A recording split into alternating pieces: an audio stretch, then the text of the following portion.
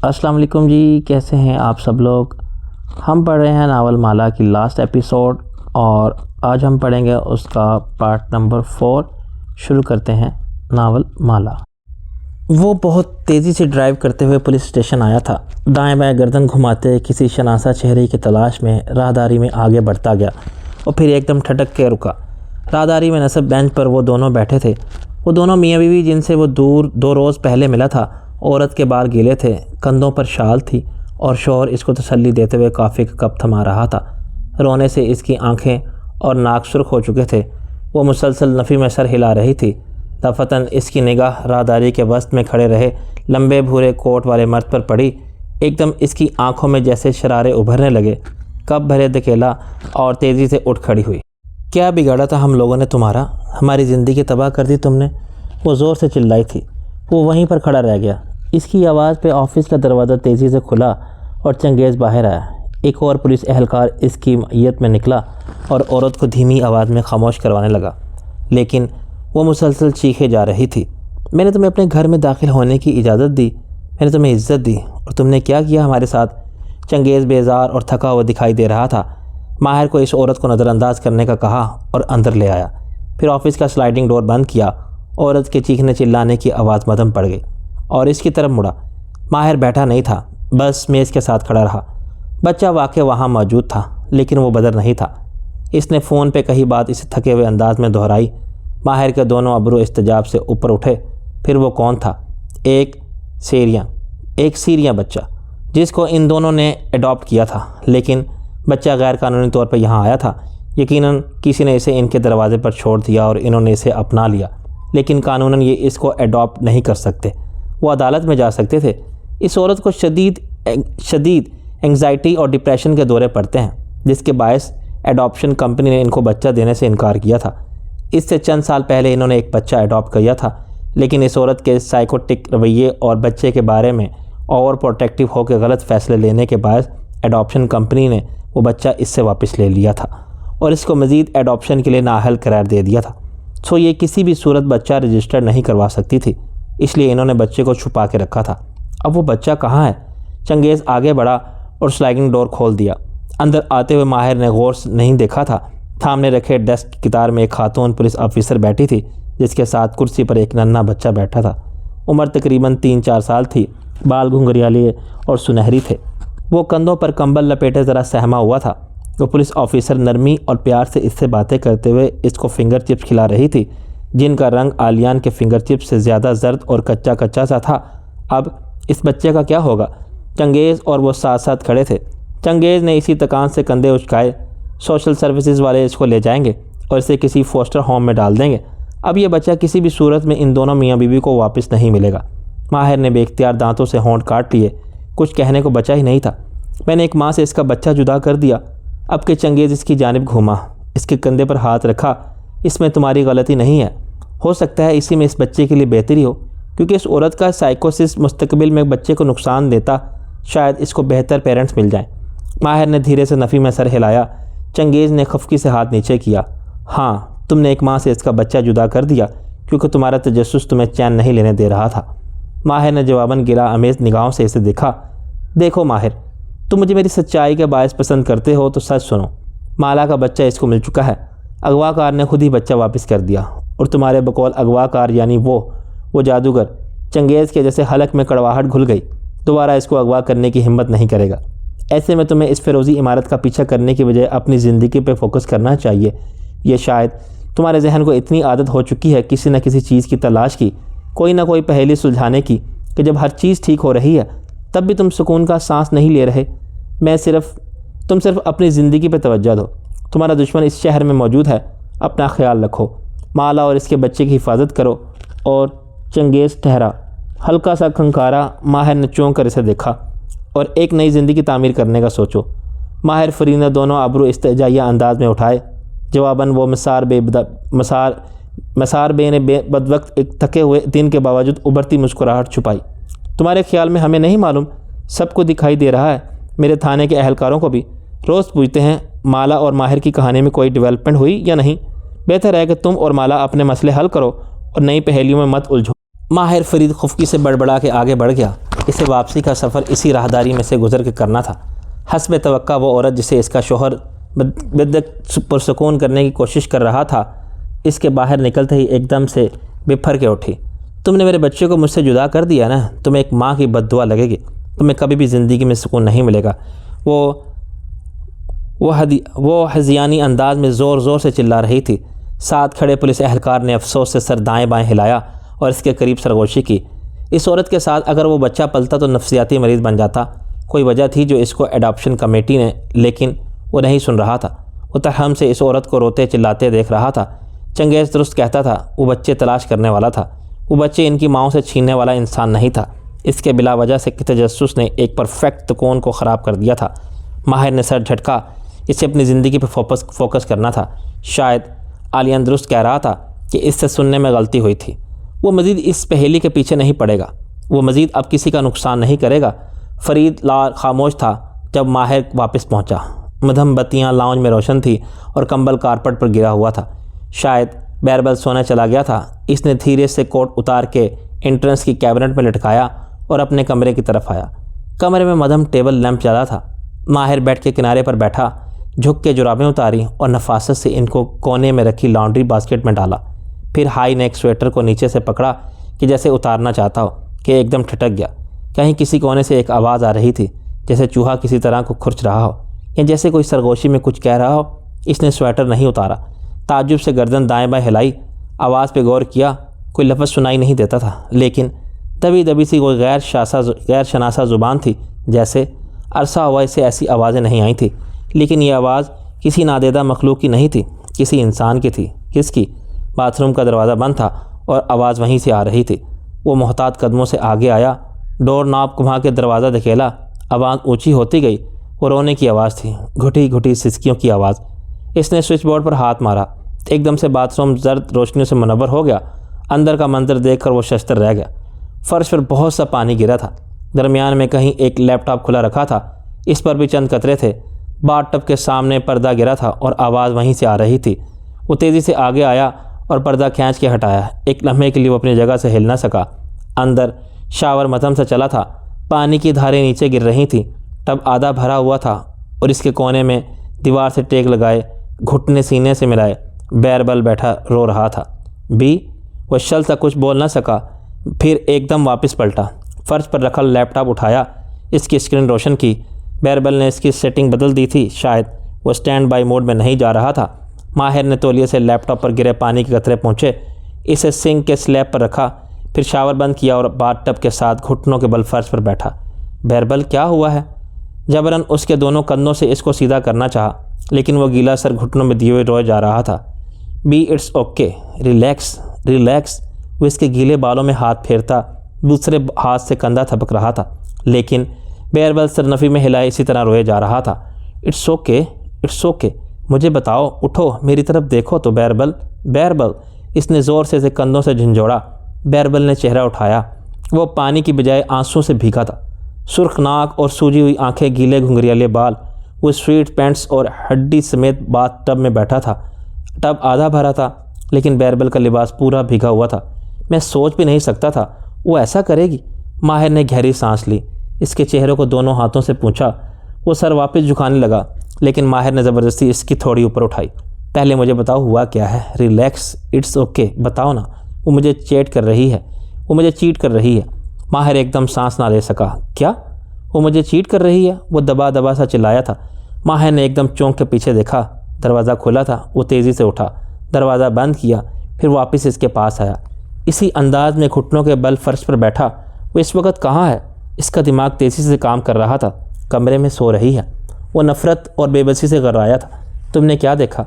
बैरबल में सर दाएं बाएं हिलाया, फिर गीली हथेली से आंसू पोंछे, चंद गहरे सांस लिए। बताओ बैरबल, तुमने क्या देखा?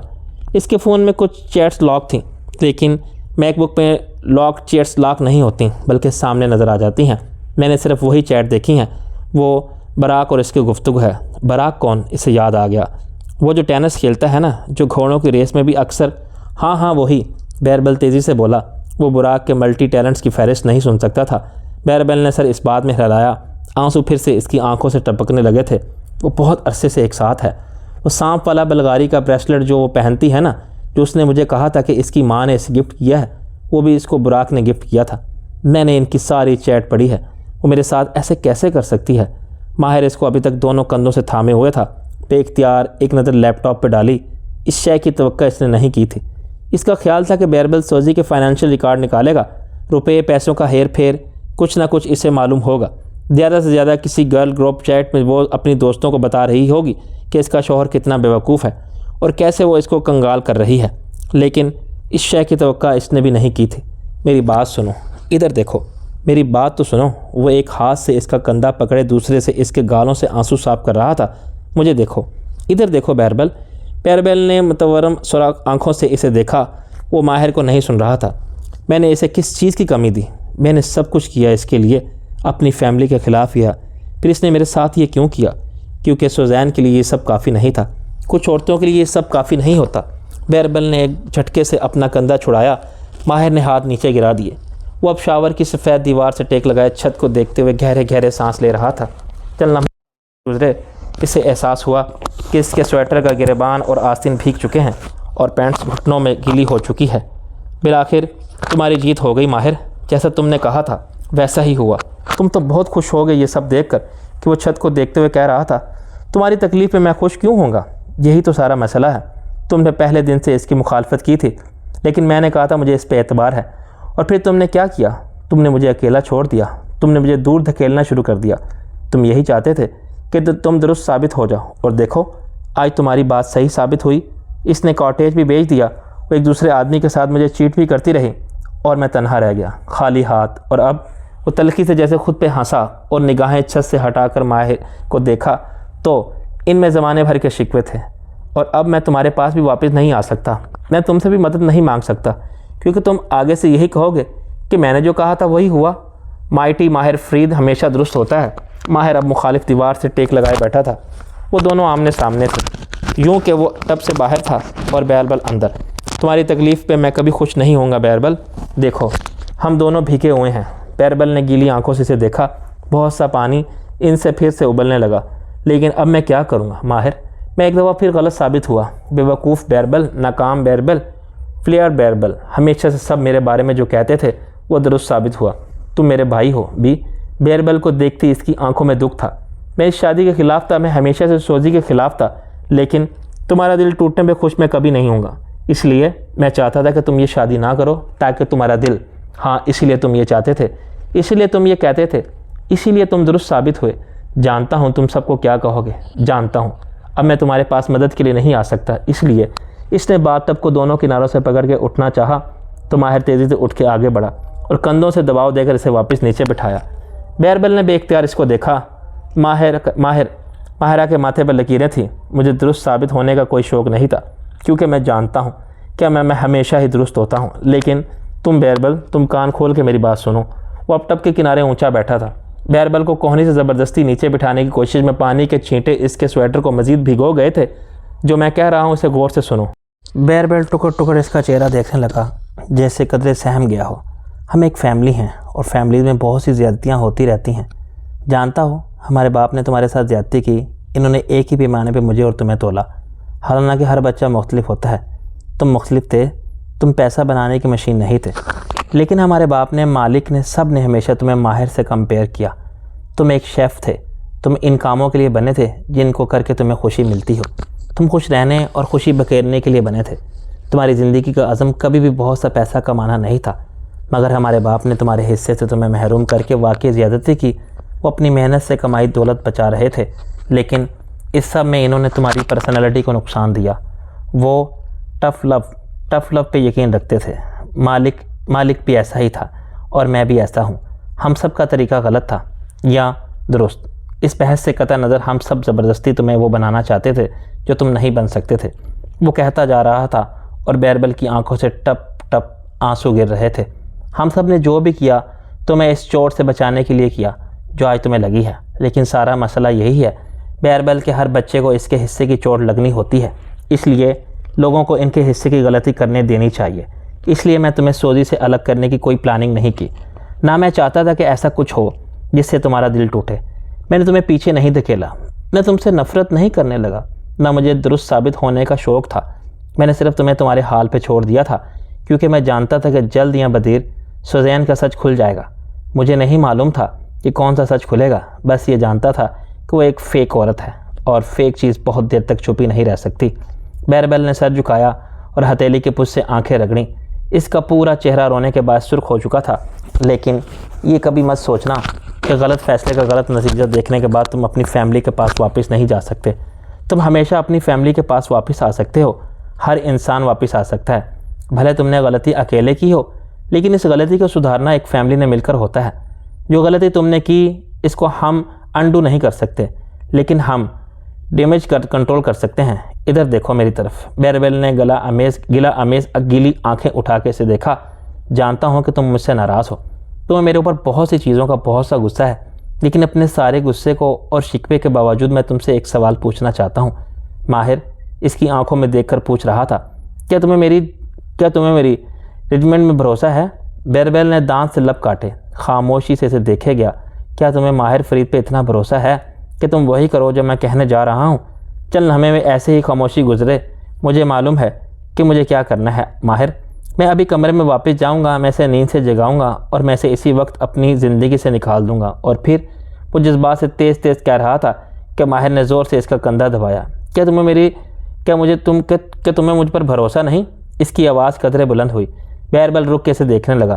फिर इसके कंधे ढीले पड़े। माहिर की आंखों में इतनी शक्ति थी कि इसने धीरे से सर इस बात में हिलाया। भरोसा है? मैं तुमसे सिर्फ एक सवाल पूछूंगा। वो टब के किनारे पर बैठा है एक के बाद एक सवाल पूछ रहा था। तुम सुजैन के साथ रहना चाहते हो या नहीं? बैरबेल का चेहरा फिर से सुर्ख होने लगा। सख्ती से नफ़ी में सर हिलाया। मैं इसकी शक्ल भी नहीं देखना चाहता। फिर तुम वही करोगे जो मैं कहूँगा। माहिर ने दोनों हाथ नीचे गिरा दिया और उठ खड़ा हुआ। फिर एक हथेली इसकी जानिब बढ़ाई। अपना मोबाइल दो। बैरबेल ने नासमझी से इसे देखा। फिर दाएं बाएं, फिर वॉश बेसिन के किनारे रखा मोबाइल दिखाई दिया। वो रखा है। माहिर ने मोबाइल उठाया, पावर का बटन दबाया और जब इसकी स्क्रीन बुझ गई तो उसे जेब में डाल लिया। फिर लैपटॉप की तरफ मुतवज्जा हुआ। वहीं सिंक के किनारे खड़े खड़े चंद बटन दबाने लगा। फिर अंदर जाके वापस आया तो हाथ में एक फ्लैश थी। क्या कर रहे हो? बताता हूँ। बैरबेल ने दोबारा नहीं पूछा। वो देख सकता था कि माहिर क्या कर रहा है। चंद सानिये गुजरे। फिर माहिर ने लैपटॉप शट डाउन किया। टिशू से इसे एक दफ़ा फिर से पहुंचा और अपने फ़ोन पे एक नंबर मिलाने लगा। बैरबेल नासमझी से इसे देख रहा था। आंसू रुक चुके थे। अम्मार, अभी इसी वक्त हमारे घर आओ। तुमने बैरबेल को कहीं लेकर जाना है। बैरबेल के अब्रो इस्तेजाब से उठे। अगले ही लम्हे वो तेज़ी से पानी से भरे टब में उठ खड़ा हुआ। बहुत सी छींटें दाएं बाएं गिरी। स्वेट शर्ट गीली होकर नीचे लटक रही थी। क्या मतलब? मैं कहाँ जा रहा हूँ? माहिर ने फ़ोन नीचे किया और इन्हीं निगाहों से इसे देखा। क्या तुम्हें मुझ पर भरोसा है? मुझे है, लेकिन मुझे सूजी से तुम इससे कोई बात नहीं करोगे जब तक मैं नहीं कहूँगा। तुम इससे कुछ नहीं कहोगे। तुम बौद्धरम जा रहे हो, वहाँ तुम्हारे दोस्त का होटल है। तुम कुछ दिन वहीं रहोगे, किसी से बात नहीं करोगे सिवाय मेरे, और इस सब को प्रोसेस करने की कोशिश करोगे जो हुआ है। लेकिन बैरबेल ने होंठ दांत से काटा, फिर सर को खम दिया। ओके। इसके अंदर जैसे मजीद तवानाई नहीं थी। सर दर्द कर रहा था और जिस्म जैसे नुचड़ चुका था। वो नंगे पैरा बाथ टब से निकला तो पानी की धारें ट्राउज़र से गिरती हर जगह बहती गईं। तुम अपने कमरे में भी वापस नहीं जाओगे।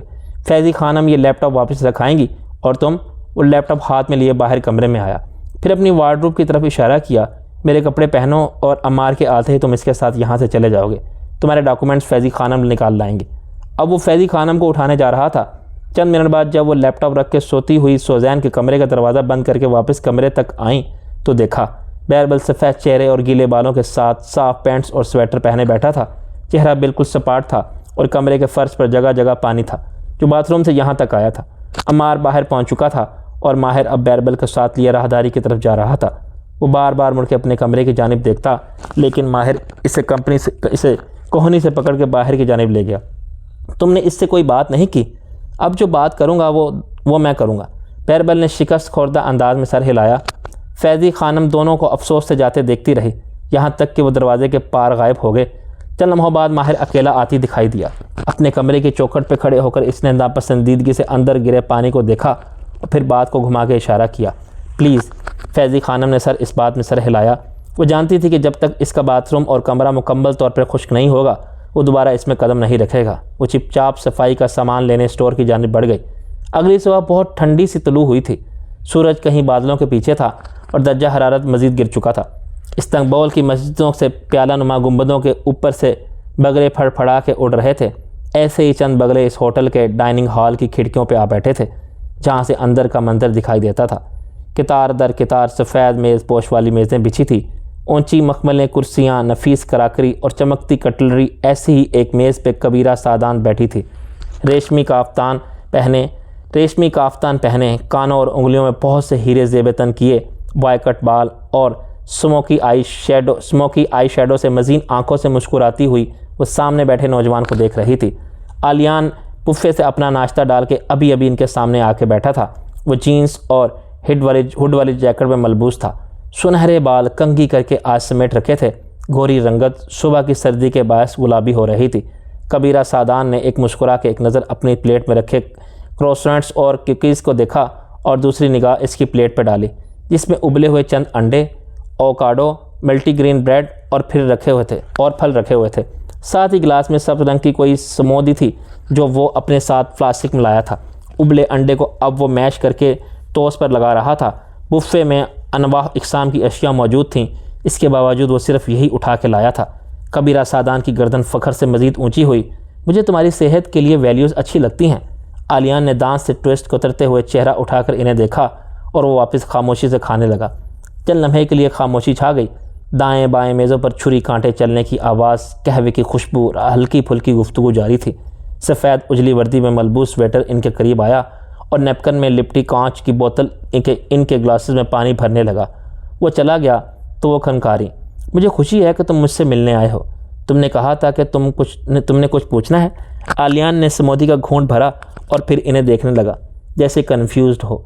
ना जाने क्यों, लेकिन बहुत दिन बाद कबीरा सादान को महसूस हुआ था कि जब वो इनके करीब होता था तो भले वो खफा हो या बेजार, इनकी शख्सियत बदल जाती है। वो पुलिस स्टेशन में मिलने वाले जादूगर जैसा नहीं था जिसने खुद को खोल में बंद कर रखा था और चाहने के बावजूद वो इस खोल के तोड़ नहीं पाई थी। अब इसका खोल चटकता दिखाई दे रहा था। मैंने कहा था ना, माहिर फरीद मेरे पास आएगा। वो आया था, वो सादा से अंदाज में बताने लगा।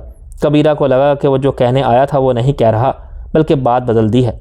वो क्रोसोंट का टुकड़ा दांतों से कुतरते हुए गौर से इसे देखे गई। एक तवक्कुफ़ के बाद आलियान फिर से खंकारा। वो मुझसे पूछ रहा था कि नगीना बेगम बच्चों का क्या करती थी। ये क्या करती थी? आलियान ने कंधे उचकाए। मैंने ये डिस्कस करने यहाँ नहीं आया।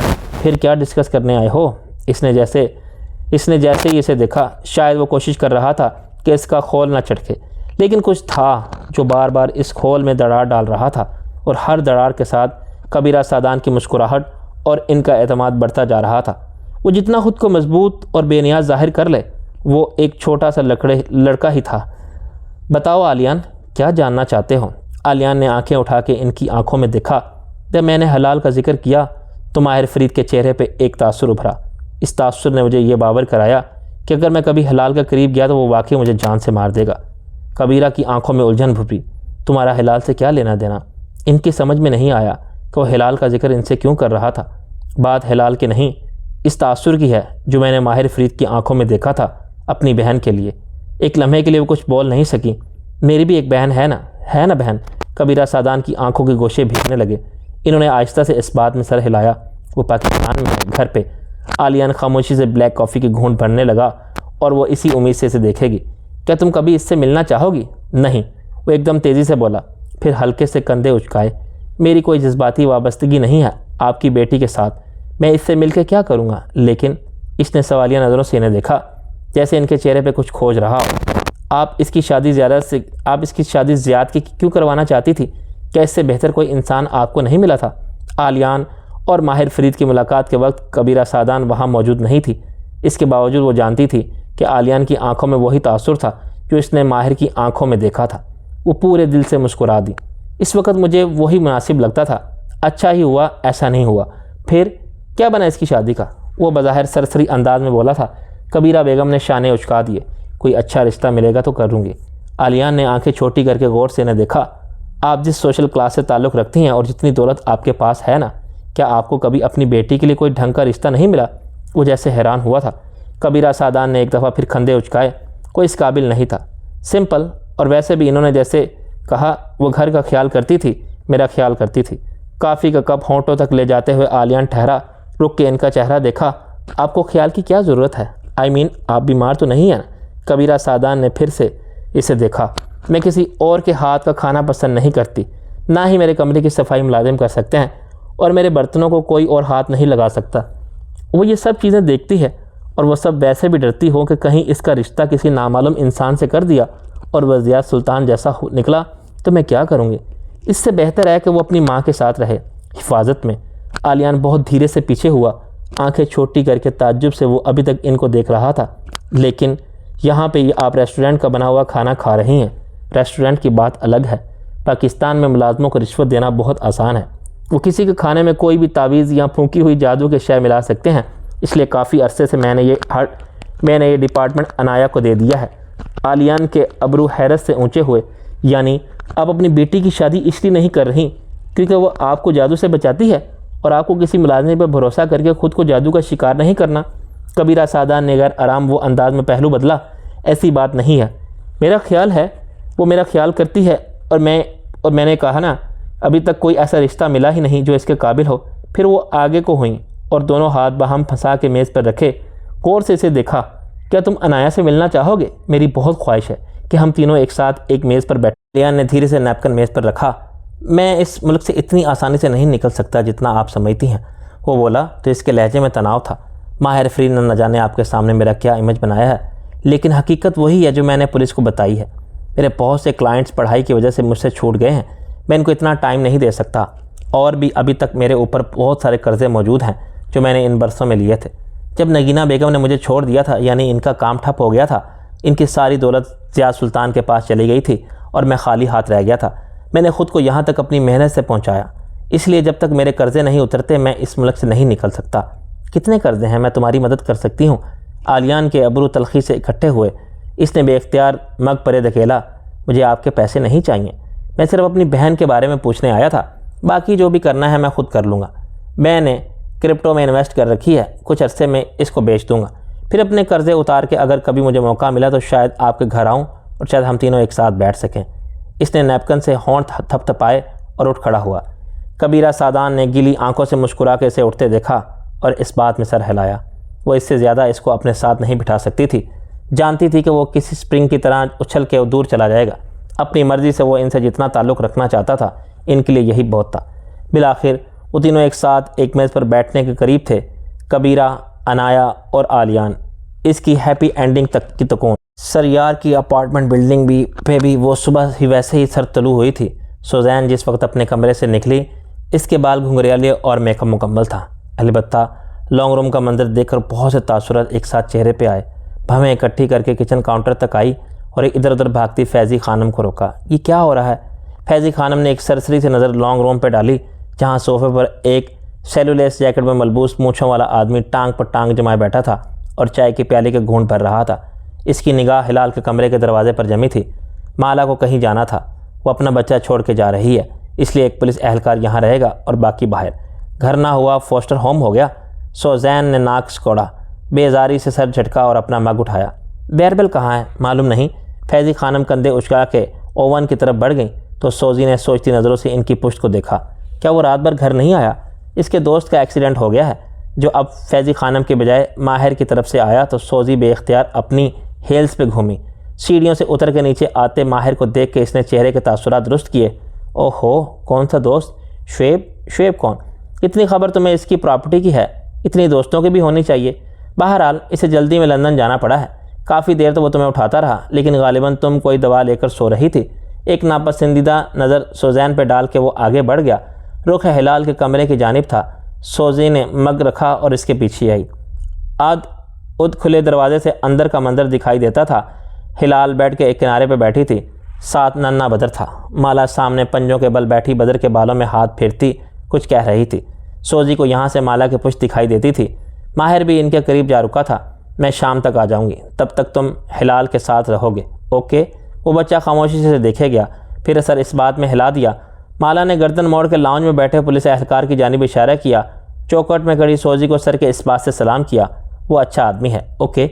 इसने नरमी से कहा था, लेकिन बदर ने एकदम तेज़ी से सर उठाकर इसकी तरफ देखा, फिर वापस माला को और फिर ऊपर माहिर को। दोबारा दरवाजे की दराज में दिखाई देते पुलिस अफसर को देखा, फिर इसके कंधे ढीले पड़ गए और वापस झुका लिया। माहिर ने इसकी निगाहों के ताक़ुब में पुलिस एहलकार को देखा और फिर वापस बदर को। अलबत्ता माला इसी तरह कहेगी।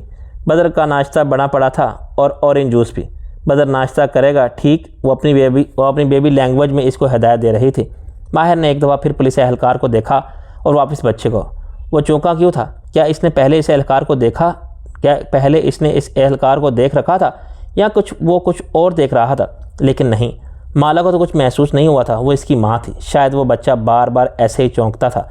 अगर इसकी माँ के लिए ये गैर मामूली नहीं था तो इसे फजूल नहीं सोचना चाहिए था। वो हल्का सा खनकारा। मैं कोट लेकर आ रहा हूँ, इसको इतला दी। माला ने इस बात में सर हिलाया और अपने बेटे को वापस इसी तरह हिदायत देती रही। माहिर चौखट में से गुजर के आगे बढ़ गया। सोजी ने खामोशी से जाते देखा और फिर वापस माला को।